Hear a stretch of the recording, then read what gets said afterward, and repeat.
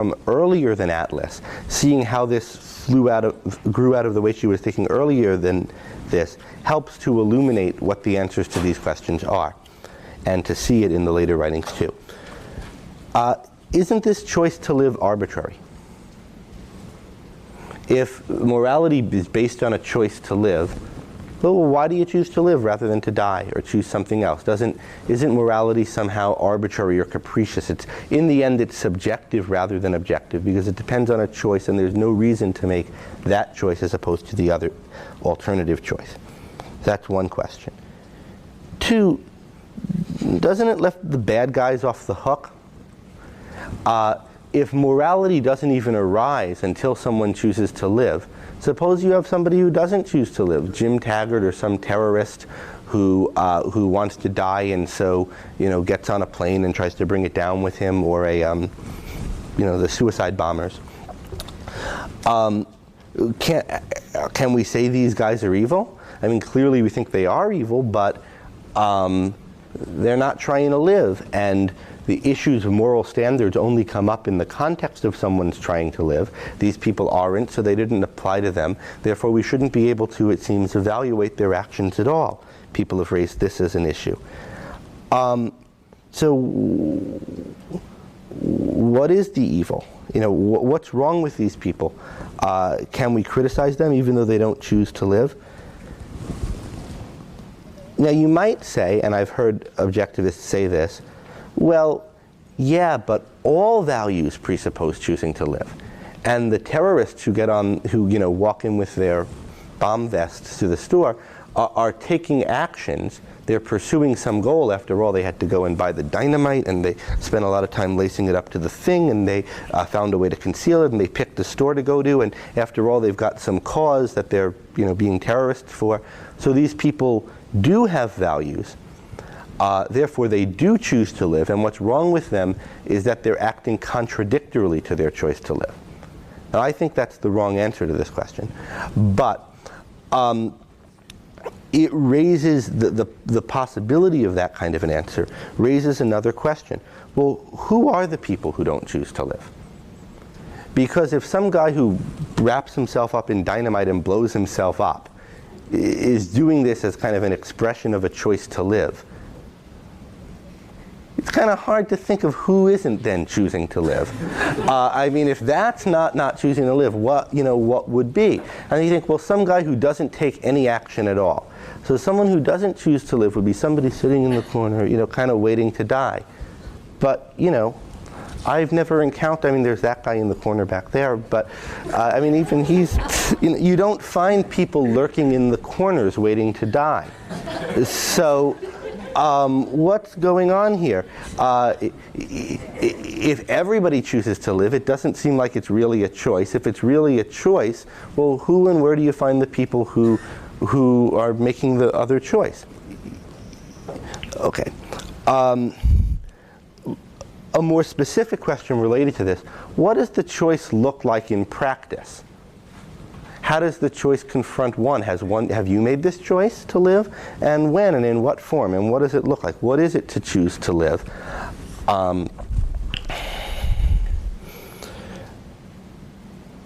Okay, so what can we say about these questions? I think let's just take, I'd like to get your thoughts on this for a few minutes, and then I'll give my views on it. In the back, yeah? Well, you're saying that everybody who's in a war is a person who's choosing not to live. I'm not quite sure I can go there with you. The terrorist bomber on the 911 plane has to be compared to the kamikaze bomber in World War II, where they would take their planes onto the deck of a battleship to take it out of commission. Yeah. Well, all those people are fostering their ideals at a minimum, right? I don't think they are, actually, but let me go with you for a minute. Okay, well, I was just going to say, they are fostering their ideals, rightly or wrongly. I think their error isn't in choosing not to live, because people make choices that shorten their life or terminate their life more in a shorter term, Right. choosing to foster their family or do other things. Right. People make sacrifices, but they're not really sacrifices though, because if you're doing it to foster your ideals, that is a choice for life. Well, let's think about this. I agree that people do, and even ought to, or do legitimately, morally, and I wouldn't criticize them for it, make some choices sometimes that result, even consciously on their part, in their living less long than they might otherwise live. And that there are even some cases in which I think it is right and an expression of a valuing of life to choose something knowing it would lead to your immediate death. For example, in Atlas Shrugged, Galt gives the example that he would kill himself if he knew that the villains had discovered his love for Dagny, and therefore were torturing her, trying to get him to comply. He would remove her out of that danger by killing himself. And I think Galt is, after all, the very emblem of loving life. I think that is an example of loving life, not something that's contrary to it. So I agree that it's not the mere fact that these people do something that they know will kill them that shows that they're not at some deeper level loving life. But nevertheless, I think that these people are not. And part of it is, and I have to think of what the reasons are, but part of the reasons why I think they're a clear example where the other cases I don't think even come up as plausible an example, is that this isn't some weird situation for them. I mean, these people have they go about doing this all the time. There are lots of people who walk into shops blowing themselves up. It's a whole subculture of blowing yourself up, It's not like somebody in some really strange situation, his last-ditch effort to save his value. Secondarily, and I think this is the kind of deeper point, the way you put it is whenever you have people acting for causes, they're not sacrificing, because it's their cause. Now, if you accept that view, then there's no such thing as a sacrifice, because anything anybody does, he does because he has some reason to do it, and he chooses to do it. You have a psychological egoism now, where anything that anybody does, he does because he sees it as a means to what he identifies as his life. And that I just don't think is true, but the more immediate consequence of it, why I would think we can see that, is it gets rid of the distinction between a sacrifice and a non-sacrifice, between egoism and non-egoism altogether, because the very fact that you are the chooser makes the choice to your self-interest, makes whatever you're going after not a sacrifice and something that's good for you, an expression of a love for life. And so we start to lose the meaning of all of these distinctions. And so we want to go back and I think this is the kind of thing that was happening in Ayn Rand's thinking. She was saying, yes, any cause that you pursue, isn't it still your cause? Yeah, if you're pursuing it in the way that the best people pursue it. And yet there's a kind of people and a kind of action that seems essentially different from that.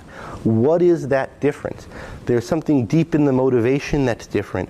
What and how? How is that working? Betsy? Well, I think it's a matter of what you consider life to be, and whether it's a life consonant with human nature or not. And for instance, James Taggart is looking for a life without effort. Mm-hmm. He doesn't want to be bothered with working toward goals, and he resents the people who do. What he's after is different than life as Dagny or Galt would see. What does James Taggart want? His goal is, as Cheryl puts it, you want to be a man like Hank Rearden, without the necessity of being what Hank Rearden is, without the necessity of being anything at all, without, and then she feels a stab of horror, the necessity of being. James Taggart has something he's sort of after, but he doesn't want to be anything. He doesn't want to exist. Whereas what does Hank Rearden do? Hank Rearden wants a medal, and he thinks of the steps necessary to make that medal, and he's focused on what he wants, how to get it, what he has to do and be to get that. So there is a real difference between the way Rearden and Taggart are motivated. And we have to understand in Rand the idea of wanting to live, of valuing your life, of choosing to live, as mapping onto and explaining that difference. I think that clarified an awful lot about Ayn Rand's definition of